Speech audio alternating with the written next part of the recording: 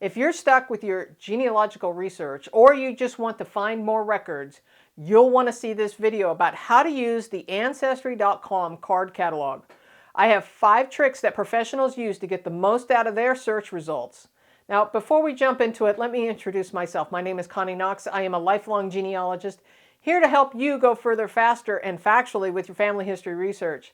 This is not like digging through the old card catalogs at the library. I guarantee that if you use the card catalog at Ancestry for your searches, you will find more results, and hopefully that needle in a haystack. If all you're doing is chasing those little leafy hints on Ancestry, this video is really going to help you out. Now, there is a handout for this episode, and while that is for the channel members, you'll need to join at the information access level to get those handouts. Those will be in the community tab. All right, let's jump into it.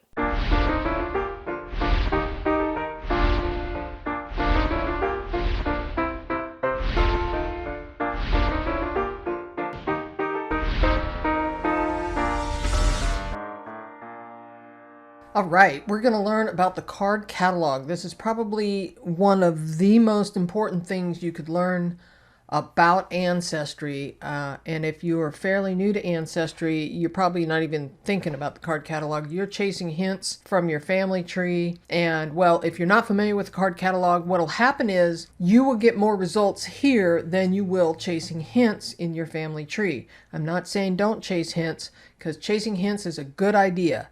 But when you run out of ideas and you run out of those little leafy hints, come to the card catalog, because I promise you, you will find everything that Ancestry has available in the card catalog, and it's super easy to use. I have 5 tricks here that I'm going to show you how to research the card catalog. The first thing you need to know is how to get there, and you do that from the search button here at the top and drop down to card catalog. It's that simple. It'll take you to this screen. So the first tip I want to show you is to, instead of just searching by title and keywords, you can search by category, which is right here. So if you wanted to dig into, say, I don't know, the census records, you can then drill into the census records, X that out. If you don't want to filter by that, you can just hit this X button, and it takes you back to the original screen that we had. So as you can see here, that with nothing filtered, we have 32,872 record collections.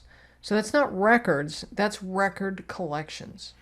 So in some cases, you will find categories within categories. So let's drop down to immigration and emigration. So if we click on that, you will find that there are other categories within that section. So the subcategory, say, of citizenship records, we now have 168 records, that's record sets, to review. Take that one step further, we would want to then filter by the country. And now I have filtered to the USA, and now I have 141 sets, and I could continue on to filter. I think you're getting the idea there, though. You can filter down to where you get a manageable set of records. And then what I suggest you do always is, if there is a record set that you want to look at, right-click and open in a new tab.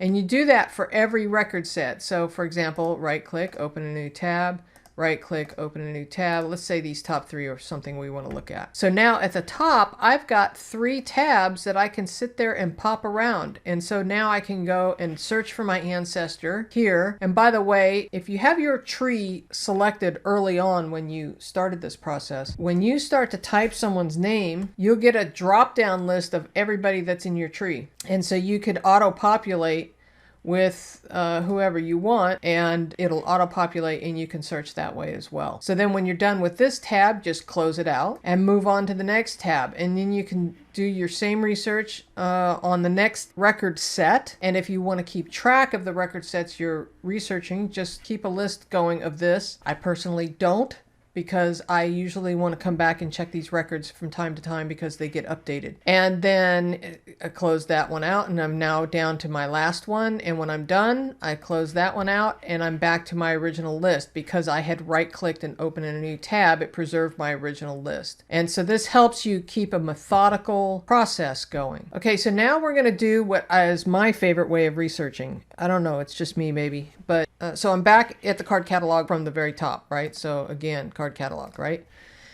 Okay, so what I like to do is I like to search by location first and then era. So if I want to research, say, Europe, let's pretend for a moment that I am searching Denmark, and I'm going to pick Frederiksborg. And now I'm going to pick my era. This is just the entire century of the 1800s. And now, as you can see, I've got these four filters selected, and I have 18 results. Now, 18 results is not really too much to work through. If I wanted to, I could then drill it down even further into, say, court records or land records. And so that is, this is my number one way that I always research is in the card catalog is first by location and in that time frame.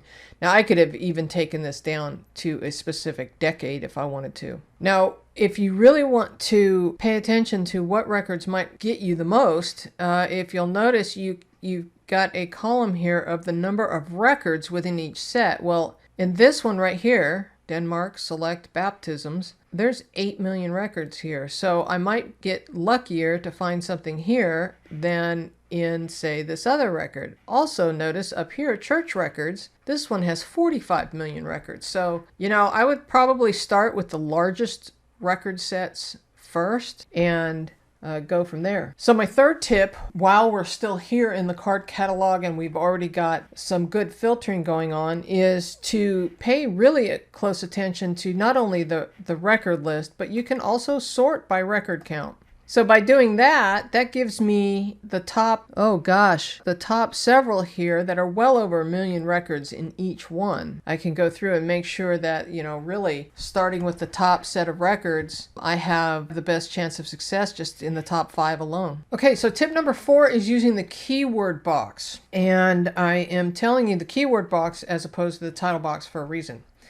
So the keyword research really can kind of provide extra results sometimes. Just depends on what the search is, but it can provide extra results over the title box for things like WW2 or the Korean War. So let's try this for a second. Let's go Korean War. In fact, let's start with the title, Korean War, and we'll hit search. And as you can see, I get 5 results. Okay, so I'm going to just copy and paste that here and watch. So we've got 5 results from the search on title. If we go to the keyword result for the same words, I have 51 sets of records to peruse. And again, I have sorted it by record count. Now, if you are coming back to revisit an issue, you might want to go to the last time it was updated and sort that way, because there may be some new updates to some of the records that you had visited before. So that's another tip. But I would suggest using keywords and not just title, because you'll find a lot of times, in my experience, I will find more record sets available using the keywords as opposed to the title. Okay, my 5th tip here is to use the card catalog, but it's really using wildcards when you're researching record sets. So here I have filtered down to the United States Census records, 1910 census in the state of California. And I'm actually going to drill into this one right here, which is your typical 1910 U.S. federal census. And once I'm here, I could use wildcards when I'm not sure of the spelling of someone's name, or I want to capture all possible misspellings of someone's name. For example, you can use an asterisk to replace 1 to 5 variable characters. So let's do this. Let's go and say we're looking for Herman Madsen. But instead of just typing his name and hoping for the best, and yes, I could check or uncheck or check the sounds like similar sounding. But if I want to use wildcards, I could certainly do that here. So let's pretend we want to search this 1910 U.S. Census in California, but we want to search for Herman Madsen, who was born in 1880 in Laramie, Wyoming. So if we want to try and capture the different spellings, we could, I'm going to back up and put an asterisk in there. That is the one above the 8. And let's see what it does. Okay, so the results are Herman Madsen with S-E-N, S-E-N, S-E-N, but here's an S-O-N, and then it starts giving me all kinds of variations down here. But that does give me some alternate spellings. Now, if we go back to hit edit search, and we go back and we want to maybe use just one character would be the question mark. Then we hit search. And now it's just going to replace that one character. So we've got S-E-N, S-O-N. There's Madison. That's interesting. So it is still trying to give me some variations of that. So if we edit that search again, and let's pretend that in some cases we've seen this guy's name spelled M-A-T-T-S-O-N, we could actually replace the M-A-D with an asterisk. That would replace the 1 to 5 characters, and then we're just going to replace the one character with a question mark. And now we've gotten M. Madsen with an S-E-N, right? But here's Malison, here's Matson, here's a Matson with 1 T, here's a Mason. So we're getting all kinds of variations of spellings, probably even beyond what is part of the sound-alike system. So if we could do this in any combination. If we know that it was spelled S-O-N and we just want to get any possibility of M-A 1 to 5 characters with the asterisk and the S-O-N, we could then search again. And we're going to get a variation of items that were, you know, right here where I'm highlighting, that's where the asterisk was, right? Again, here's where the asterisk was. This one is giving us really nothing in between.